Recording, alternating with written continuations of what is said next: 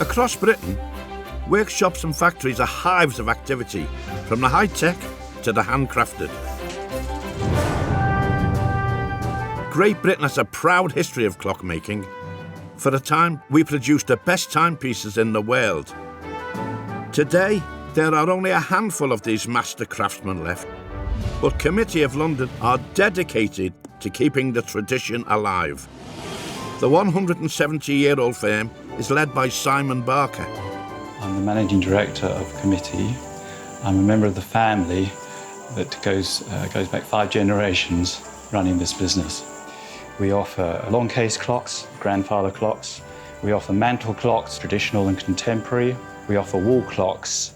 And we've drawn on this heritage of making fine clocks in this country to create some exceptional timepieces. And their most exceptional is the £12,000 Navigator. It was designed as a tribute to one of Britain's greatest clockmakers, John Harrison. He was an extraordinary innovator and made such a contribution to the history of this nation. 300 years ago, accurately navigating at sea was the biggest technical challenge of the day. Cracking it would help countries trade goods, win wars, and build empires. And the key to all that was accurately keeping time. Because knowing the precise time would let navigators calculate a ship's longitude, its position between east and west. In the 18th century, this was a key technology, and Britain, as a maritime nation, in fact, all maritime nations were searching for this solution. It was so important that Parliament offered a prize worth nearly £3 million in today's money for whoever could provide a solution. And the man that cracked it was John Harrison and his H1 seafaring clock. As a result, our navies are the British Navy, the Merchant Navy, and all the exploration and things like this, we had an advantage over other nations. In fact, we produced the best sea charts. And of course, we always stuck the meridian, 0 time, if you like, in Greenwich. Harrison's original H1 is housed at the Royal Observatory in Greenwich and is still working perfectly after nearly 300 years. Committee's tribute to the H1 includes many of Harrison's technical innovations. Each clock takes over 6 months to complete. The first job is to produce the array of intricate parts. This is the parts that we manufacture here for the clock. There's quite a number of parts, approximately 170 parts in total that we make for the clock. They're all milled from solid brass with super accuracy. First up are the front and rear plates that will eventually make a frame to hold all the other parts in place. The raw material is brass CZ120. It's coated with a plastic sheet over it to protect it when it's delivered to us, to prevent any scratching. We then load it onto the machine. The accuracy we have to work to on these plates is approximately 10 microns, which is, a human hair is 75, so it's quite fine. The process is approximately 30 minutes from start to finish. The manufacture of these is approximately about 16 pieces per day. It's quite a slow process. The most important thing is keeping the quality of no marks, dents, otherwise no one will buy the clock. Next door, another key component is taking shape. This is actually the hour wheel, and when the product is finished, the hour hand goes on here. So this is the main centerpiece of the clock itself. So when the teeth are cut, there will have 75 teeth on this gear. The gear's teeth lock the 2 moving parts together. They're used in the clock's mechanism to transmit movement and are cut on a special machine from, where else, but clock-loving Switzerland. It's quite an old machine. It's a Swiss-made machine. It started off in the 70s with all the watch industries and all that, these machines. So it's a very precision machine, which can last for years and years. Every one of the 170 parts is then checked for accuracy. This is a pair of front and rear racks. They're accurate within 2,000 of an inch. Anything which doesn't fall within his scope, they won't be any good to use on the clock. Of course, none of this high-tech kit was available to Harrison. extraordinary story of John Harrison is that originally he was a carpenter and he made clocks from wood. But he realised that he had to up his game to become a precision instrument maker to produce a timepiece that would be accurate and operate on sailing ships. I think he'd approve of today's efforts. After all the metal parts have been machined, checked, and then checked again, they're sent off for electroplating. Electroplating gives each of the pieces a decorative coating, just 1 micron thick. First, the parts are dunked in a hot alkaline bath to strip any grease or grime off, before they're submerged in a solution containing, amongst other things, cyanide, and a third containing gold particles. An electrical current is sent through the parts, which bonds the gold particles in the solution onto the surface. After 30 seconds, they're rinsed before they can be snipped off the frame, dried, and then polished, ready for assembly.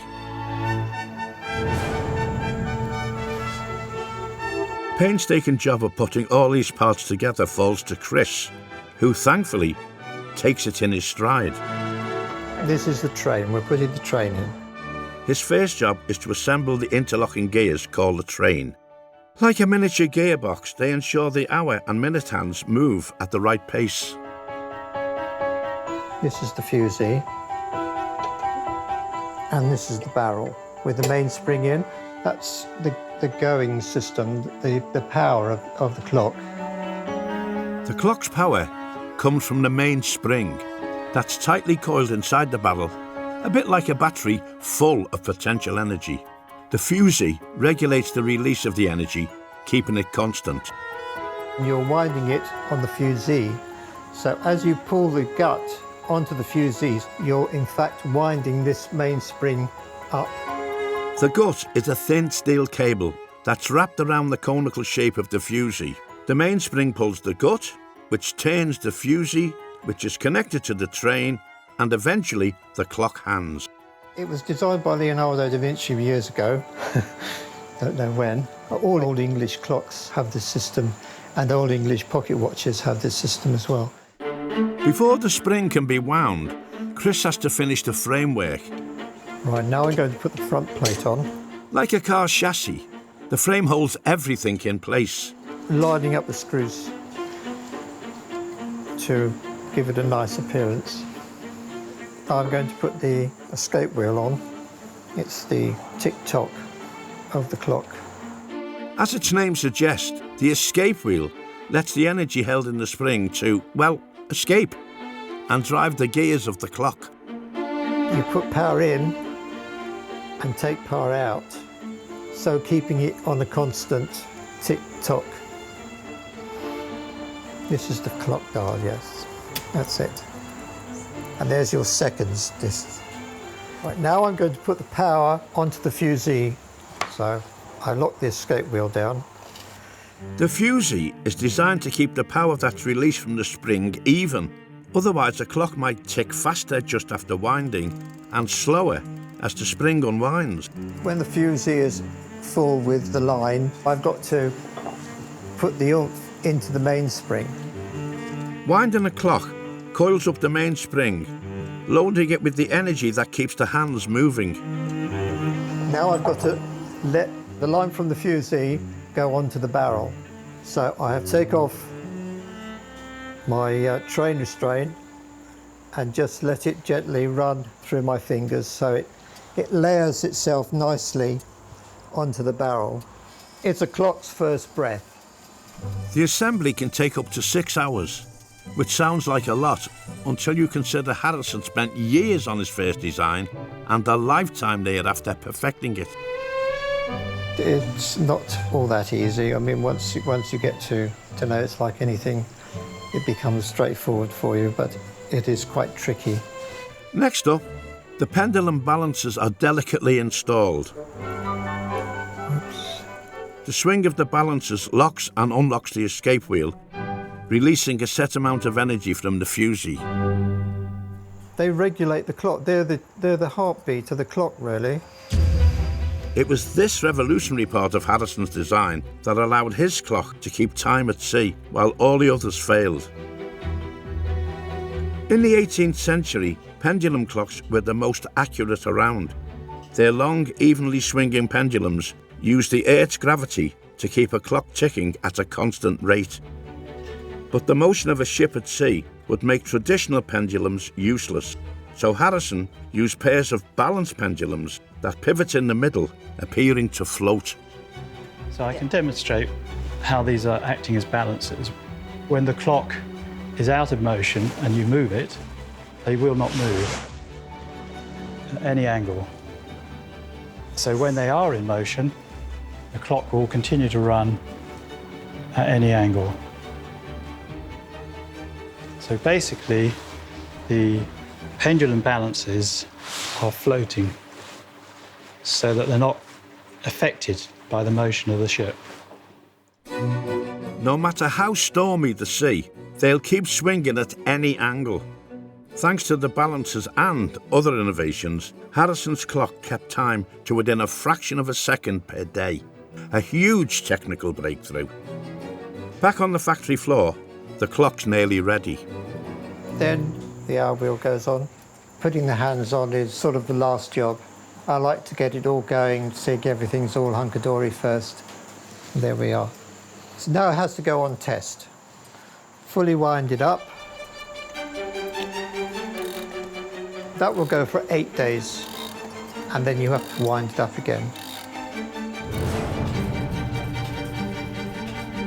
The movements are put on test in these cupboards for 3 weeks, where on a daily basis we note their performance. We'll find there's an error on a daily basis.